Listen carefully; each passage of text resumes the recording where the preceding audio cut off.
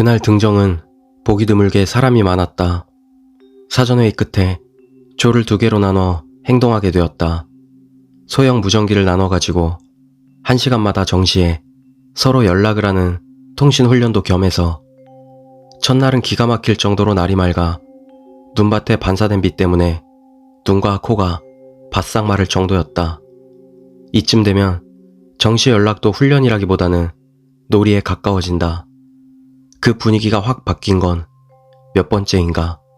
정시 연락을 주고받으려 무전기 전원을 켠 직후였다. 이 채널에 누구 안 계십니까? 아사히다케 등산 중입니다. 침착한 남자 목소리가 들려온다. 우리 쪽에서도 답을 보낸다. 네, 여기 있습니다. 호출하신 분 들리십니까? 감도 양호합니까? 잠시 텀을 두고 대답이 돌아온다. 긴급 사태 때문에 구조를 요청합니다. 난데없이 들려온 구조 요청에 다들 얼음물이라도 얻어맞은 듯 분위기가 착 가라앉았다.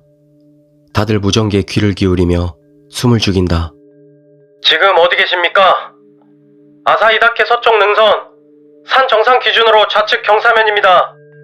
우리가 내일 오를 산이었다. 알고 있기로는 등산로가 있는 곳은 아니다. 다른 조에서 장난이라도 치는 건가 싶기도 했지만 바로 그 순간 정시 연락이 들어왔다. 조난당에 긴급 구조를 요청하고 있는 이들의 목소리와 혼선된다. 장난일 리 없다. 저쪽 조에는 조난당한 사람들 목소리는 안 들리는 듯 했다. 긴급 구조 요청을 받았다고 알리고 정시 연락을 종료한다. 능선 좌측이라고는 들었지만 정확한 위치 파악은 안 된 터였다. 구체적으로는 어느 부근입니까? 산 정상으로 향하는 최종 봉우리 바로 아래입니다. 여기서 몇 킬로미터 정도만 가면 된다. 가려면 지금 당장이라도 갈 수 있겠지. 어떤 상황입니까? 인원수도 알려주세요. 남자 5명이고 텐트를 치고 있습니다. 실족으로 인한 부상인가요? 아니요. 어젯밤은 야영했고 멤버 중 1명이 피로로 움직일 수 없는 상황입니다. 이상했다. 이렇게 맑은 날씨인데 멤버 중 1~2명이 하산해 구조 요청을 하면 하루 안에는 구조될 터였다. 왜 움직이질 않는 거지?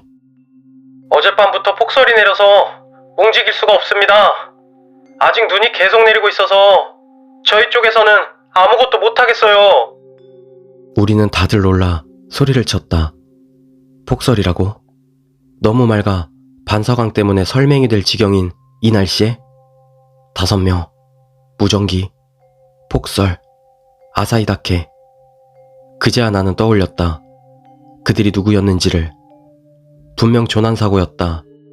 악천후를 무시하고 무모하게 산행에 나선 끝에 조난당했던 터라 산악 잡지에서도 비판적인 칼럼이 여럿 기고되었으니까 나는 조원들에게 그 사실을 전했다.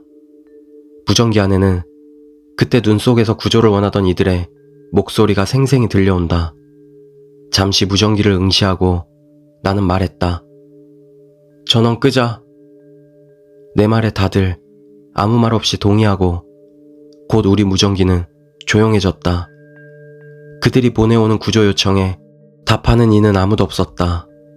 다음날 그들이 말했던 정상 오르기 전 마지막 봉우리에 도착했다. 담배를 경사면에 던지고 위스키를 1컵 뿌려주었다.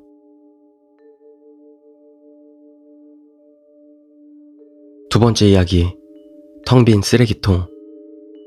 전에 살던 아파트에서 있었던 일이다. 내가 살던 곳은 지은 지 30년은 더 된 낡아빠진 2층짜리 목조 아파트였다. 역 근처에 있었지만 워낙에 오래된 곳이라 그런지 주변 집들에 비해 집세가 훨씬 쌌다. 다른 곳보다 싼 집을 찾아 모인 사람들이 사는 곳이니 당연히 주민들도 그리 유복한 사람은 없었다.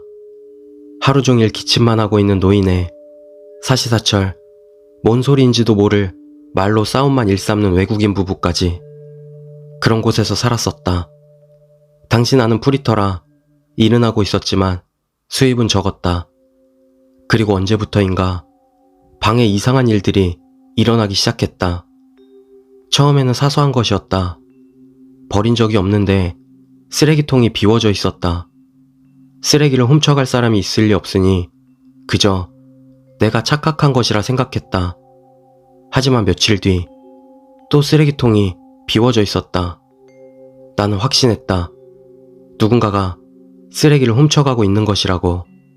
하지만 왜 쓰레기를? 결국 나는 고작 쓰레기 따위야 마음대로 하라고 생각하며 신경 쓰지 않기로 했다. 하지만 이상한 일은 계속 일어났다. 이번에는 몇 장 없는 팬티 중 하나가 사라진 것이었다. 코인 세탁소에 들러 세탁물을 가지고 왔는데 어제 입었던 놈이 사라져 있었다. 그 팬티는 며칠 뒤 방 안에서 발견됐다. 왠지 이상했다.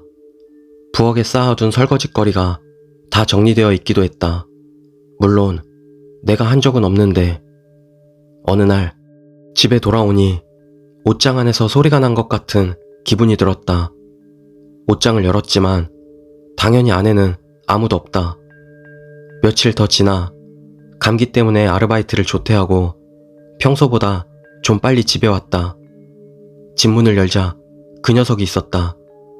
다 쓴 나무젓가락을 빨며 그 여자는 나를 보았다. 나는 큰 소리를 지르며 밖으로 도망쳤다. 주변 사람한테 전화를 빌려 경찰을 불렀고 곧 경찰차가 왔다. 사정을 말하자 경찰은 집을 조사하러 들어갔다. 밖에서 기다리고 있자 여자의 고함 소리가 들리더니 곧 경찰한테 잡혀나왔다. 다음날 경찰서에서 연락이 와 찾아갔다. 범인은 옆집에 혼자 사는 여자였다. 정신적으로 문제가 있어 통원 치료를 받고 있다고 했다. 낡은 아파트라 벽장 천장은 쉽게 떼어낼 수 있어 거길 통해 내 방으로 드나들고 있었던 듯 했다. 처음에는 그저 옆집에 누가 사나 하는 호기심에서였지만 그것이 점차 연애 감정으로 바뀌었다고 한다. 내가 그 여자를 본 건 그날이 처음이었다. 긴 머리카락에 잔뜩 야윈 모습은 꽤 기분 나빴다. 경찰관은 내게 말했다. 저 여자는 정신병이 있으니 곧 석방될 거라고. 웬만하면 이사를 하는 게 안전할 거라고. 나는 짐을 정리해 친구네 집에 잠시 얹혀 살다가 지금 살고 있는 아파트로 이사했다. 그 일이 있고 1년 정도 지나 서서히 잊어가고 있을 무렵 문득 나는 집 정리를 하다 앨범을 펼쳐보게 되었다. 그 여자의 사진이 내 사진 옆에 풀로 붙어 있었다.